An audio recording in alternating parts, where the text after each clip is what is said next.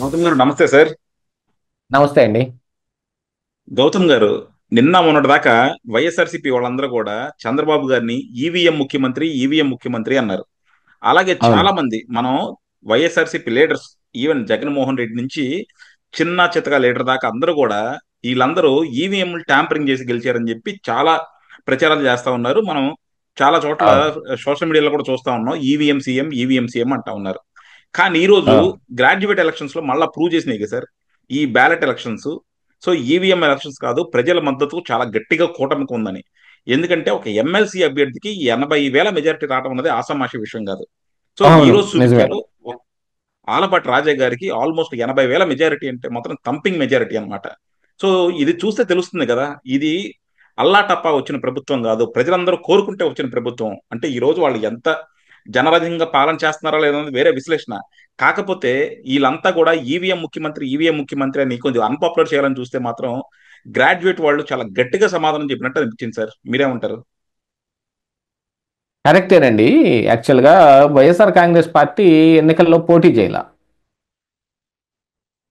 ఈ వీటిల్లో ఈ ఎమ్మెల్సీ ఎన్నికల్లో. కాకపోతే వీళ్ళేం చేశారు, కూటమి అభ్యర్థులకి ప్రత్యర్థులు ఎవరున్నారో వాళ్ళకి బ్యాక్ ఎండ్ సపోర్ట్ చేశారు.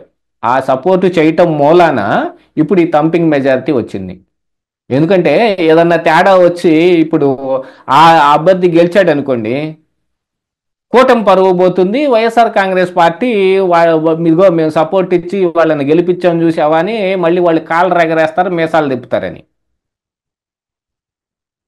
అందుకోసం అని చెప్పి ఇంత హెవీ మెజారిటీ రావడానికి కూడా ఒకానొక కారణం వైఎస్ఆర్ కాంగ్రెస్ పార్టీయే. కాకపోతే ఇందులో ఈవీఎం ట్యాంపరింగ్ చేసుకొని చంద్రబాబు నాయుడు గెలిచాడని వాళ్ళు కట్టుకథలు వాళ్ళు చెప్పుకుంటే చెప్పుకోవచ్చు, కానీ ప్రజలు దాన్ని సీరియస్గా ఏం తీసుకోరు. గెలిచి అయిపోయిన తర్వాత 100 రకాలైన మాటలు మాట్లాడతారు ఓడిపోయిన వాళ్ళు. అందుకని దాన్ని అసలు ప్రజలు అసలు సీరియస్గా తీసుకోరు, దాన్ని పట్టించుకోరు అసలు. వాళ్ళు ఏం మాట్లాడుకున్నా మాట్లాడుకున్నట్టు. అసలు ఈవీఎం ట్యాంపరింగ్ అనో లేకపోతే ఈవీఎం మీద డౌట్ ఉన్నాయనో కోర్టుకి వెళ్ళిన బాలినేని శ్రీనివాసరెడ్డి ఇప్పుడు ఎక్కడున్నాడండి? వచ్చి కూటమిలో జాయిన్ అయిపోలేదా? ఆయన కోర్టుకి వెళ్ళి పోరాటం మరీ చేశాడు. ఆడ ఈవీఎం మిషన్ మళ్ళీ వెరిఫికేషన్కి వస్తే ఆ వచ్చిన దాన్ని కూడా ఆపించుకున్నాడు. నేను అడిగింది ఎట్ట కాదు, మొత్తం రీకౌంటింగ్ చేయండి అని. ఇక్కడేమో రీవెరిఫికేషన్ పెట్టారు. అంటే అప్లికేషన్ దేనికి పెట్టాడో కూడా తెలియలేదు ఆయనకి. రీకౌంటింగ్ అప్పుడు అడిగితే చేస్తారు. ఎప్పుడైనా ఒక ఇది విన్నర్ని అనౌన్స్ చేయబోయే ముందు ఎన్నిసార్లు కావాలన్నా చేస్తారు. విన్నర్ని అనౌన్స్ చేసిన తర్వాత రీవెరిఫికేషన్ మాత్రమే జరుగుతుంది. ఆ విషయం తెలుసు కూడా ఏదో మ్యానిపులేట్ చేద్దామని కోర్టుకు కూడా వెళ్ళాడు. ఆ తర్వాత ఆయనే ఆ పార్టీలో ఉండకుండా కూటమి వైపుకి వచ్చేసాడు.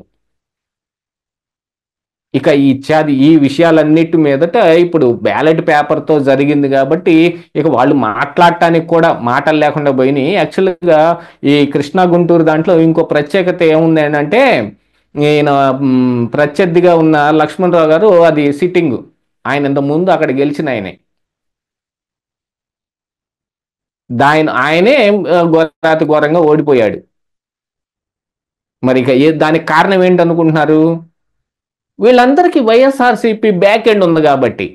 వైఎస్ఆర్ కాంగ్రెస్ పార్టీ ఎక్కడ అడుగు పెడితే ఇప్పుడు అక్కడ మసైపోవటమే ప్రస్తుతం ఉన్న ఉన్న పరిస్థితి. అది రానున్న 29 ఎన్నికల్లో పరిస్థితి ఎట్టుందని అనేది ఇక తర్వాత ఆధారపడి ఉంది. మరి ఇప్పుడు ఈ గవర్నమెంట్లో ఉన్న వాళ్ళు చేసే పనులు కావచ్చు, వీళ్ళు చేసే అవినీతి కావచ్చు. అవినీతి జరగట్లేదని మాత్రం ఎవరు చెప్పకండి ప్లీజ్. అవినీతి ఎవరున్నా జరుగుతుంది. అది పెచ్చు తక్కువ అనేది దాంతో పోలిస్తే ఇది తక్కువ, దీంతో పోలిస్తే అది ఎక్కువ అని అనుకుంటమే తప్ప అవినీతి లేదని మాత్రం ఎవరు అనుకోవద్దు. ఎవరున్నా కానీ అవినీతి ఉంటుంది. అవినీతి చేసేవాళ్ళు ఉంటారు. ఈ 175 మందిని కాపు కాసుకుంటా తిరుగుతూ ఉంటాడే ఏంటి చంద్రబాబు నాయుడు గారు, లేకపోతే లోకేష్ గారు, వీళ్ళందరినీ కాపు కాయటమే పని. మొన్నటికి మొన్నే బయటపడిపోయింది కదండి. లిక్కర్ షాపులకి లైసెన్స్ కోసం బిడ్ పెడితే దాంట్లో పాల్గొనకుండానే అడ్డం పడి ఆపారు కదా. అసలు గవర్నమెంట్కు రావాల్సిన ఈ అప్లికేషన్ల మీద వచ్చే ఆదాయం, ఈ బిడ్ వేస్తే దానికి వచ్చే ఆదాయం, దీన్నే గండి కొట్టే ప్రయత్నం చేశారు కదా ఆ రోజున. చంద్రబాబు నాయుడు గారు సీరియస్ అయ్యి సిన్సియర్గా వార్నింగ్ ఇస్తే లాస్ట్ డే దన్మని కుప్పలు తెప్పలుగా అప్లికేషన్లు వచ్చినాయి. ఒరే ఇన్ని అప్లికేషన్లు వస్తున్నాయి అని చెప్పి ఇంకొక 4 రోజులు టైం ఎక్స్టెండ్ చేస్తే ఇంకా ఎక్కువగా వచ్చినాయి. అయినా కూడా ఈ రోజుకి సిండికేట్ ద్వారానే మద్యం షాపులు నడబడుతున్నాయి. మరి అది అవినీతి అనకపోతే ఎట్లా, ఇంకేమంటారు? కాకపోతే ఇక్కడ ఏంటంటే రాష్ట్రం యొక్క అభివృద్ధి ఎవరి మీద ఆధారపడి ఉంది అని అంటే అది చంద్రబాబు నాయుడు మీదే ఆధారపడి ఉంది అని ఆంధ్రప్రదేశ్ రాష్ట్రంలో ఉన్న ప్రజలందరూ గట్టిగా నమ్ముతున్నారు. ఈ అంశంలో దీనికి ముందే కరెక్ట్గా ఈ ఎమ్మెల్సీ ఎన్నికలకి కొంచెం ముందునే జీవీ రెడ్డి ఇష్యూ జరిగినప్పటికీ అందులో టీడీపీ కార్యకర్తలే బోర్డంతా హర్ట్ అయినప్పటికీ జీవీ రెడ్డికి ఎందుకు సపోర్ట్ చేశారండి? కార్యకర్తలందరూ తమని జీవీ రెడ్డిలో చూసుకున్నారు. అంటే ఏదో వైఎస్ఆర్ కాంగ్రెస్ పార్టీ నాయకుల మీద ఫైట్ చేయటానికి ఆయన పూనుకుంటే ఆ ఫైటింగ్ని చేయనీయకుండా ఆపేసి ఆయన చేత రాజీనామా చేయించారు. మనందరి పరిస్థితి కూడా అదే. ఇప్పుడు కూటమి అధికారంలోకి రాగానే మనకు జరిగిన అన్యాయాలు మొత్తాన్ని వీళ్ళు న్యాయం చేస్తారు అని ఎదురు చూస్తున్న వాళ్లే కదా కార్యకర్తలు అందరూ. అందుకని ఆ కార్యకర్త ఏం చేశాడు, ఆ జీవీ రెడ్డిలో తమను వాళ్ళు చూసుకున్నారు, వాళ్ళను వాళ్ళు జీవీ రెడ్డిలో చూసుకున్నారు కాబట్టి హర్ట్ అయ్యారు. అయినా కూడా మళ్ళీ మరి కూటమి అభ్యర్థిని గెలిపించుకున్నారుగా, అది కూడా హైమోస్ట్ మెజారిటీ తోటి గెలిపించుకున్నారుగా. అదంతా మరి ఆ కార్యకర్తలు చేసిన కృషే కదా. అలాగా ఈ దీంట్లో ఉన్న ఈ వ్యవహారం మొత్తంలో ఇప్పుడు కూటమి ఖచ్చితంగా మరి బ్యాలెట్ అయినా కానీ ఈవీఎం అయినా కానీ వాళ్ళకి ప్రజల్లో వాళ్ళ మీద ఉన్న అభిమానం ఎంత అనేది క్రిస్టల్ క్లియర్గా తెలిసిపోతుంది. ఇక ఈవీఎంలు అనే విషయానికి వస్తే ఈవీఎం ట్యాంపరింగ్ 151 సీట్లు వచ్చినప్పుడు జగన్మోహన్ రెడ్డి న్యాయంగా ఈవీఎం పనిచేయించుకున్నాడు. 164 సీట్లు వచ్చినప్పుడు కూటమి అన్యాయంగా జగన్మోహన్ రెడ్డిని ఓడించారు. సిగ్గున్నోడు ఎవడు చెప్పడు ఆ మాట. సిగ్గున్నోడు ఎవడు ఆ మాట చెప్పడం. ఇంకా ఆ రోజున ఎన్నికలు జరిగిన రోజున అధికారంలో జగన్మోహన్ రెడ్డి ఉన్నాడు. అంతలా ఈవీఎం ట్యాంపరింగ్ చేస్తుంటే ఏం చేస్తున్నారు? కళ్ళ గంటలు కట్టుకుని కూర్చున్నారా? లేకపోతే పిన్నెల్లి రామకృష్ణారెడ్డి నెల్లూరు జైల్లో కలవటానికి వెళ్ళి ఆయన జగన్మోహన్ రెడ్డి గారు చెప్పినట్టు అది ట్యాంపరింగ్ జరుగుతుంటే ఆవేశంలో ఒకటి ఈవీఎం మిషన్ బాగలు కొట్టాడని, అదేమన్నా చేయకపోయారా? ఆ రోజున జగన్మోహన్ రెడ్డి చేసిన పనులన్నీ ఓటు వేసేటప్పుడు ప్రజలు ఒకసారి మైండ్లో తలుచుకున్నారు. అది తలుచుకున్నప్పుడు వచ్చిన రిజల్ట్ ఇది. అసలైన ఈవీఎం మిషన్ అనేది ఒక కీప్యాడ్ ఫోన్ లాంటిది. దానికి ఇచ్చిన సాఫ్ట్వేర్లో అది పనిచేయటం తప్ప మిగతా ఏవి ఉండవు. దానికి బయట నుంచి ఎక్స్టర్నల్ డివైసెస్ ద్వారా మ్యానిపులేట్ చేయటం ఉండదు అనేది. అలాంటిది మరి ఇప్పుడు ఈ రోజు దాకా ఎవరు మరి ఈవీఎం మిషన్ ట్యాంపర్ చేయలేకపోయారు. ఈ ఎలక్షన్ కమిషనే చెప్పింది కదా, ఇదిగో మిషన్ ఇస్తాం, ఎవరైనా వచ్చి ట్యాంపర్ చేసి చూపించండి అని అంటే ఎవరు చూపించలేదు.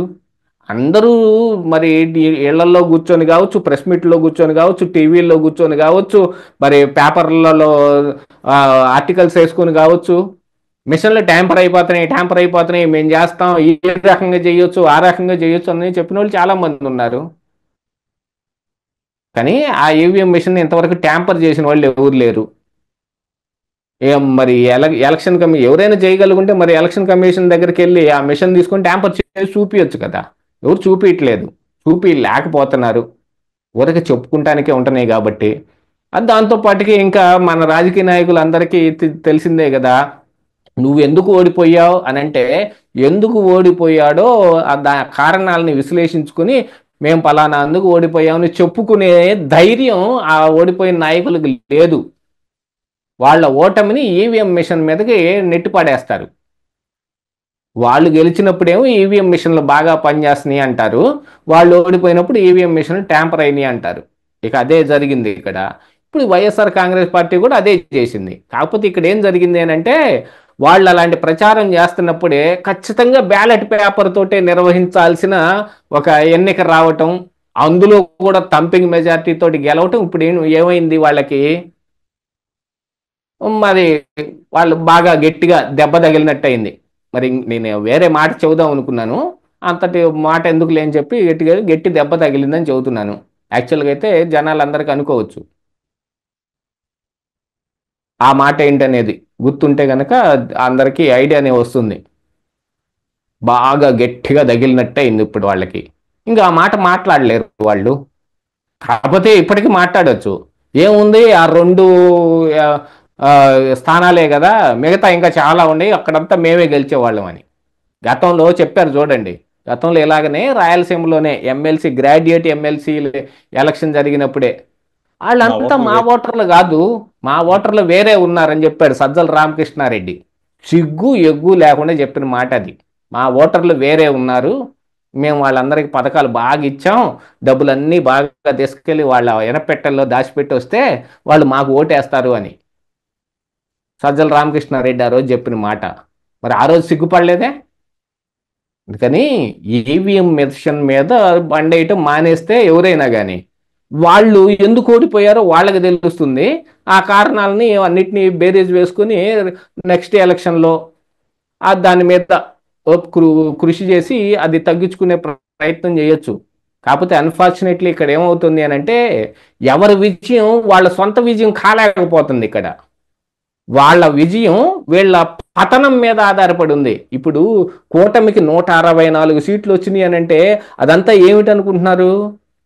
కూటమి మీదలో ఉన్న నమ్మకంగానే, లేకపోతే మేము అద్భుతంగా పనిచేసామనో కాదు, జగన్మోహన్ రెడ్డి మీద ఉన్న వ్యతిరేకతే.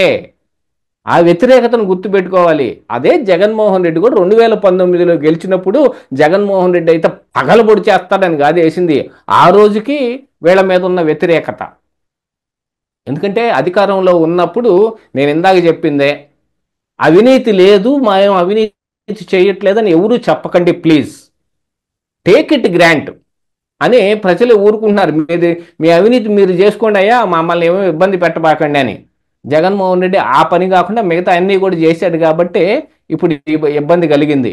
అంటే కూటమి యొక్క విజయం జగన్మోహన్ రెడ్డి యొక్క పతనమే, జగన్మోహన్ రెడ్డి మీద ఉన్న వ్యతిరేకతే.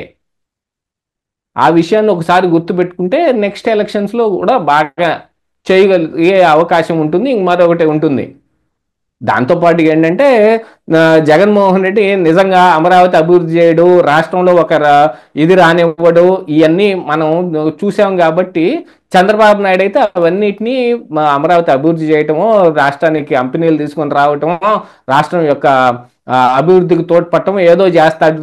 కానీ జగన్మోహన్ రెడ్డి లాగా అప్పులు చేసి మాత్రం తిప్పలు తెచ్చిపెట్టడు అనే ఒక నమ్మకం అయితే ఉంది. అదంతా కూడా ఎందుకు, జగన్మోహన్ రెడ్డి మీద ఉన్న వ్యతిరేకత వల్లే వచ్చింది. ఆ వ్యతిరేకతను గుర్తుంచుకోకుండా ఈవీఎంల మిషన్ మీద బడేర్చారనుకోండి, 29లో కూడా మళ్ళీ ఇదే పరిస్థితి వస్తుంది. ఏం జరుగుద్ది? అవును సార్. ఎందుకంటే ఇది ఏ పార్టీ ఓడిపోయినా సరే ఈవీఎం మెషిన్ బ్లేమ్ చేయడం అనేది ఒక కామన్ అయిపోయింది. ఈ రోజు ఇది వైఎస్ఆర్సీపీ కొత్తగా చేస్తుంది కాదు, అంతకుముందు తెలుగుదేశం కూడా చేసింది. అంతకుముందు చంద్రబాబు గారు కూడా ఈవీఎం మెషిన్లు మార్చాలి అన్నారు.